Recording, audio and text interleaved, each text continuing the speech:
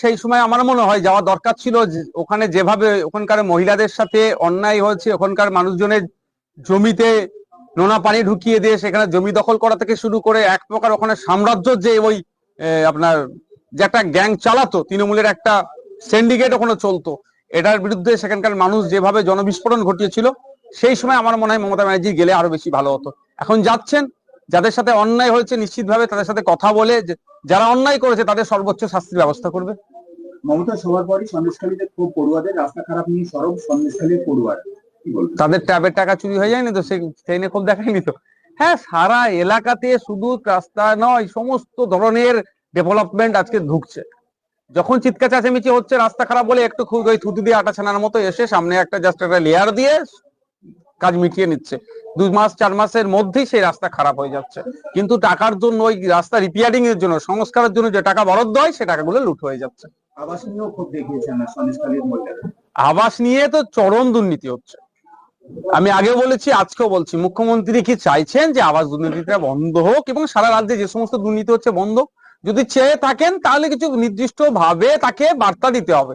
যদি তিনি নবান্ন থেকে অন্তত একটা প্রেস কনফারেন্স করে এটা বলতেন, যারা সার্ভে করছে আবাস নিয়ে, যদি কোনো দুর্নীতির গন্ধ পাওয়া যায়, যদি দুর্নীতি উঠে আসে, যারা সার্ভেয়ার তাদের বিরুদ্ধে আমি মামলা করব, তাদেরকে জেলের মধ্যে ভরে দেবো, তাহলে দেখতেন একটা আবাস নিয়ে দুর্নীতি হতো না।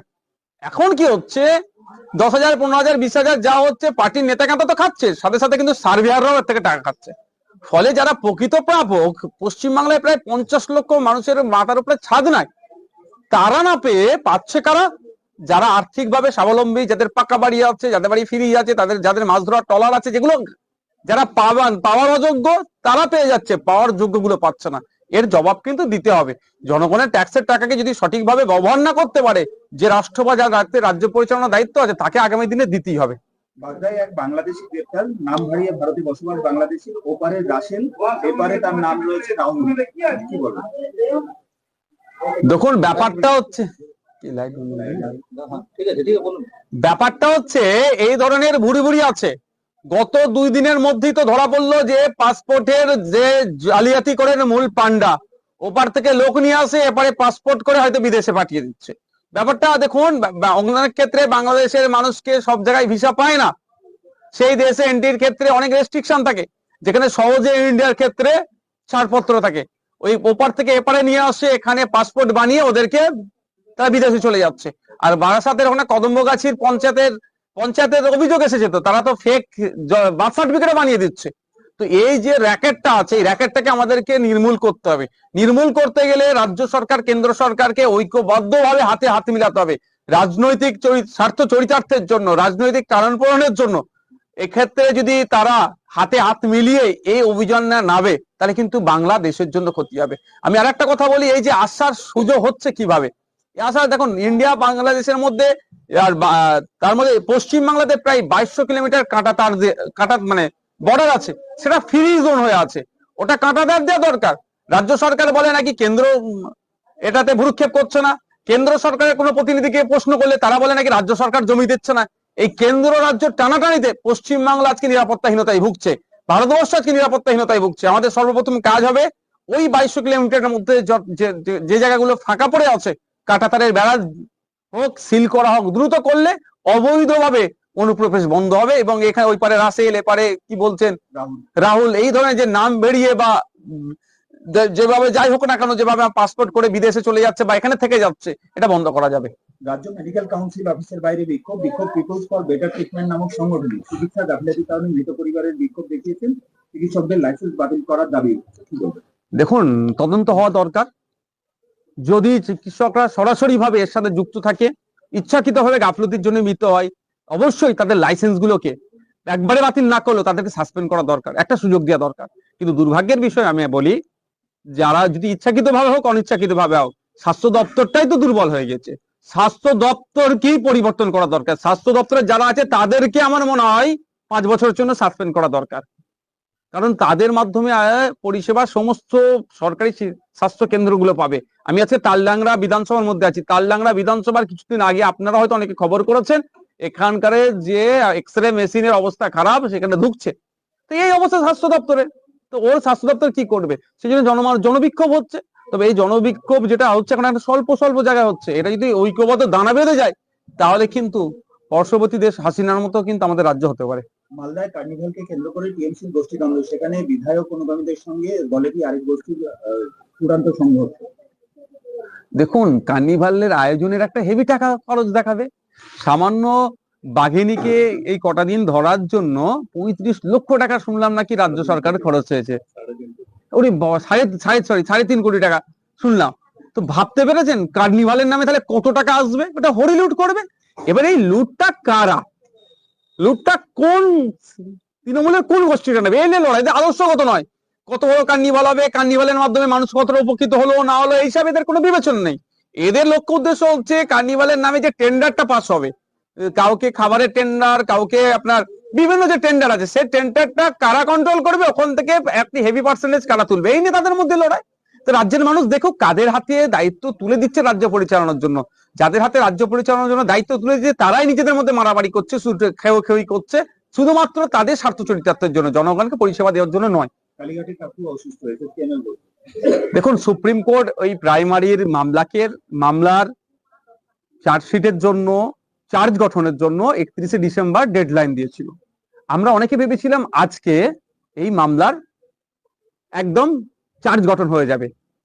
সেই জন্যই যারা বেলে আছে, যারা জেলে আছে, প্রত্যেককে কিন্তু হাজির হওয়ার নির্দেশ দিয়েছিল সিবিআইয়ের বিশেষ আদালত, ইডির বিশেষ আদালত।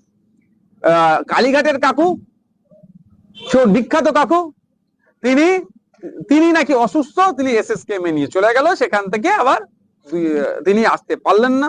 তার জামাই অভিযুক্ত, তার জামাই শ্বশুরকে ট্রিটমেন্ট করতে সহযোগিতা করতে হবে, সরকারি কর্মচারীর বড্ড অভাব, পুলিশ প্রশাসন পারবে না ওনাকে ট্রিটমেন্ট নিয়ে যেতে, আর আমাদের ডাক্তাররা হয়তো ঠিকঠাক ট্রিটমেন্ট করতে পারবে না, আসলে রোগী তো নেই, কি ট্রিটমেন্ট হবে? তো সেই জন্য জামাই সহযোগিতা করতে গেলে জামাই এসে পৌঁছালেন না। আবার মেদিনীপুর থেকে কার যাওয়ার কথা ছিল, তার নাকি গাড়ির গোলযোগের কারণে সেও নির্দিষ্ট সময়ে পৌঁছাতে পারছে না। তাহলে সুপ্রিম কোর্ট ডেডলাইন দিল, সেই ডেডলাইনটাকেও কিন্তু এরা সুকৌশলে এটা ভেঙে দিচ্ছে। ব্যাপারটা হচ্ছে যে হারে দুর্নীতি করেছে, যাদের কাছ থেকে টাকা তুলেছে, সেই টাকা যদি আজকে পুরো প্যানেল বা যে যদি বাতিল হয় তাহলে কি হবে? যারা টাকা দিয়েছে তারাই নেতাগুলোর কলার ধরবে। সেই জন্য এটাকে যত লেন্দি করা যায়, যত ডিলে করা যায়, যত তারিখ পে তারিখ করা যায়, সেই সমস্ত অপচেষ্টা চালাচ্ছে। আমি একটা কথা বলতে পারি যে ইতিপূর্বে দেখা গিয়েছে আমাদের এখানকার মেডিকেল থেকে আনফিট সার্টিফিকেট দিয়েছে, তাকে যখন ভিন্ন রাজ্যের নিয়ে গিয়েছে তখন ফিট সার্টিফিকেট পেয়েছে। এই কালীঘাটের কাকুর ক্ষেত্রেও যদি ট্রিটমেন্ট সেন্ট্রাল গভর্নমেন্টের বা ভিন্ন রাজ্যের কোন স্বাস্থ্য কেন্দ্র থেকে যদি পরীক্ষা করানো হয় তাহলে হয়তো দেখা যাবে কাকু একদম ফিট বিন্দাস আছে, শুধু কাকু তার বসেদেরকে বাঁচানোর জন্য এই হার্ট অ্যাটাকের বা অজ্ঞানের নাটক করেছে। মালদার হরিশ্চন্দ্রে বোমাবাজির অভিযোগ, গোটা এলাকায় চাঞ্চল্য, আতঙ্ক। মালদার হরিশ্চন্দ্রপুর কেন বলছেন? সারা রাজ্য আজকে বোমের স্তূপের উপরে দাঁড়িয়ে আছে, বারুদের স্তূপের উপরে দাঁড়িয়ে আছে। বকটুই কাণ্ডের পরে মমতা ব্যানার্জি চিৎকার চেঁচামেচি করে অনেক কথা বললেন, পুলিশকে নির্দেশ দিলেন যে রাজ্যে অবৈধ অস্ত্রশস্ত্র উদ্ধার করতে হবে। উদ্ধার তো দূরের কথা, আমরা দেখছি আক্রমণ বেড়ে যাচ্ছে। পুলিশ প্রশাসনকে তাদের কাজ করতে দিচ্ছে না। পুলিশ প্রশাসনকে যদি নিরপেক্ষতার সাথে তাদের কাজ করতে দেয় তাহলে এই দিনগুলো দেখতে হবে না। কিন্তু দুর্ভাগ্যের বিষয় সেটা হচ্ছে কোথায়? তৃণমূল কংগ্রেসের আশ্রিত দুষ্কৃতীরাই তো কাণ্ড ঘটাচ্ছে। কাকে ধরবে? ধরলে বড় নেতা কাতাদের ফোন চলে আসবে, বলবে ওকে জামিন দিয়ে ওকে অ্যারেস্ট করতে পারবে না, ওকে ছেড়ে দাও। এই জন্য এই দুরবস্থা হচ্ছে। কিভাবে তৈরি হতো জাল পাসপোর্ট? মনোজ গুপ্তের ডেরায় হানাদির চাঞ্চল্যকর তথ্য। মনোজ গুপ্ত আর একজনকে ধরেছি যারা মূল পান্ডা, তাদেরকে জিজ্ঞাসাবাদ করা দরকার। তবে আমি একটা কথা বলছি, ওই মনোজ গুপ্তর ধর্মীয় পরিচয় আমার প্রয়োজন নাই, দেশ বিরোধী কার্যকলাপ, ওকে সর্বোচ্চ শাস্তি দেওয়া, কিন্তু তার রাজনৈতিক পরিচয়টা আমার জানতে তো ইচ্ছে করছে। মনোজ গুপ্ত কাদের ছত্রছায় থেকে এই ধরনের ভয়ঙ্কর কার্যকলাপের সাথে যুক্ত? যদি দেখা যায় মনোজ গুপ্তর রাজনৈতিক পরিচয়, তাহলে দেখা যাবে অবশ্যই রাজ্য সরকারের কোন নেতার সাথে না হলেও রাজ্য সরকার যারা পরিচালনা করছে তৃণমূল কংগ্রেসের সাথে তার রাজনৈতিক সুসম্পর্ক আছে, ফলে সাহস পাচ্ছে। বাংলায় আজকে দুষ্কৃতীদের আতুর ঘরে পরিণত হচ্ছে, সমস্ত ধরনের দুষ্কৃতীরা বাংলায় আসছে, আর বাংলার রাজনৈতিক নেতারা তাদেরকে আশ্রয় দেওয়ার চেষ্টা করছে। ক্যানিং থেকে শুরু করে বিভিন্ন জায়গায় দেখুন না কিভাবে সমাজ বিরোধীরা আমাদের রাজ্যে ঢুকে পড়ছে। জাল পাসপোর্ট আমাদের রাজ্য থেকে তৈরি হচ্ছে। যে বাংলা একদিন ছিল যে দেশকে পথ দেখায়, সেই বাংলার আজকে লজ্জায় মাথা হেঁট হয়ে যাচ্ছে। বুঝলেন, বলছি তৃণমূল পঞ্চায়েত প্রধান বাংলাদেশি অনুপ্রবেশকারী এরকমটাই অভিযোগ উঠেছে। ভুয়ো নাম পরিচয় ব্যবহার করেছেন। মালদার তৃণমূল পরিচালিত রশিদাবাদ গ্রাম পঞ্চায়েতের প্রধান লাভলি খাতুন বাংলাদেশি নাগরিক। দেখুন, এই ধরনের অভিযোগ কিন্তু অনেক আগে একবার এসেছিল ওই মালদা মুর্শিদাবাদ ওই দিক থেকে, যে সে মানে ভিন্ন দেশের নাগরিক হওয়ার পরে হয়েও আমাদের দেশের হয়েছে। এটা তদন্ত হওয়া দরকার। এটা যদি সত্যতা হয়, সর্বোচ্চ শাস্তির ব্যবস্থা করা দরকার। কারণ পশ্চিমবাংলার যে জেলে এখন 25,000 মতো বন্দী আছেন, তার মধ্যে 3,000 মতো ফরেনার আছে। দরকার লাগে আর একজন ঢুকবে, আরো 2-4 জনকে ঢুকানো হোক যারা অবৈধভাবে এখানে আছে। ঠিক যেভাবে অভিযোগ এসেছিল এখন প্রাক্তন দেশের স্বরাষ্ট্র প্রতিমন্ত্রী আপনার নিশীথ পরামানিক সাহেবের তার জন্মস্থান নিয়ে বিতর্ক আছে, ত্রিপুরার বিপ্লব বাবুরও আছেন। এই ধরনের অনেকে আছে, কিন্তু তদন্ত করে সত্যটা আনা হোক। যদি অবৈধভাবে অনুপ্রবেশকারী হয় তাদেরকে আবার পুশব্যাক করানো হোক। ওপার বাংলা থেকে এপার বাংলায় বিয়ে করে বসতি স্থাপন করছে অনেকে এবং এখানে পাকাপাকি ভাবে বসবাস করছে।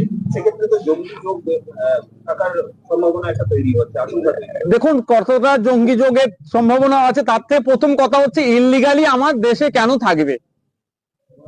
আমাদের দেশের আমরা আমরা নাগরিক, আমরা নিয়মিত ট্যাক্স দিচ্ছি, নিয়মিত সব করছি। ট্যাক্স দেওয়ার পরে আমার দেশকে আমরা এগিয়ে নিয়ে যাওয়ার চেষ্টা করছি। আর যদি কেউ ইললিগালি থাকে, সে না ঠিকঠাক ট্যাক্স দিচ্ছে, না করছে, আমাদের দেশের আইন বহির্ভূত ভাবে সে আছে, তাকে তো আমাদের দেশ থেকে বিতাড়িত করা দরকার। এজন্য রাজ্য সরকার, কেন্দ্র সরকার এবং সমস্ত, এটা গুরুত্বপূর্ণ বিষয়, সমস্ত বিরোধী দলকে নিয়ে একটা নির্দিষ্ট পরিকল্পনা করা দরকার এবং যারা অবৈধ অনুপ্রবেশকারী আছে তাদেরকে চিহ্নিত করার জন্য। শুধুমাত্র কোনো একটা সরকার এটাকে নির্মূল করতে পারবে না। এটাকে নির্মূল করতে গেলে সমাজের সমস্ত স্তরের মানুষকে এর সাথে যুক্ত করতে হবে, মানুষকে সচেতন করতে হবে, তাদেরকে নিয়ে সিভিল সোসাইটিকে নিয়ে, অপোজিশন পার্টিসদেরকে নিয়ে রুলিং পার্টি একটা রূপরেখা তৈরি করুক, তাহলে এটাকে বন্ধ করা যাবে। পাসপোর্ট জালিয়াতি কাণ্ডের খোঁজ পাওয়া গেছে গাইঘাটা, বনগাঁ, কল্যাণী পুরসভায়। কারা জড়িত? পুরসভাও কি এর সঙ্গে যুক্ত রয়েছে কোনোভাবে? কেন থাকবে না? খোঁজ নিয়ে দেখুন, যারা বার্থ সার্টিফিকেট গুলো ইস্যু করছে তাই থাকবে। উইদাউট বার্থ সার্টিফিকেটে তো আর আপনার হয় না, পাসপোর্ট হবে না, ইস্যু হবে না একটা নির্দিষ্ট এজের আগে পর্যন্ত।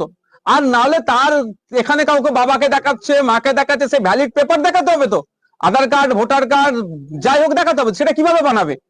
যদি আমাদের দেশের কিছু রাষ্ট্রবিরোধী লোকজন এর সাথে না যুক্ত থাকে, দেশদ্রোহী লোকজন না যুক্ত থাকে, সেই সমস্ত দেশদ্রোহী রাষ্ট্রবিরোধীদেরকে চিহ্নিত করে সর্বোচ্চ শাস্তি দেওয়া হোক এবং শর্ট টাইমের মধ্যে এইটা স্পিড আপ করা হোক। ফাস্ট ট্র্যাক কোর্টে এগুলো বিচার করে জনমানুষে এটা বিচার, মানে যদি পারে ফাঁসি দেওয়া হোক সেই সমস্ত দেশ বিরোধী গুলোকে, যারা আমাদের দেশে মধ্যে থেকে এই জাল পাসপোর্ট তৈরি করে বিদেশি নাগরিককে বা আমাদের দেশের নাগরিক বানাচ্ছে, আবার কারা খারাপ কাজের সাথে, ষড়যন্ত্রের সাথে যুক্ত আছে, দেশ বিরোধী কাজ করছে, তাদেরকে আমাদের জেলের মধ্যে রেখে ভাত খাইয়ে লাভ নেই। তাদেরকে ফাঁসির ব্যবস্থা করা হোক দ্রুত। সুন্দরবন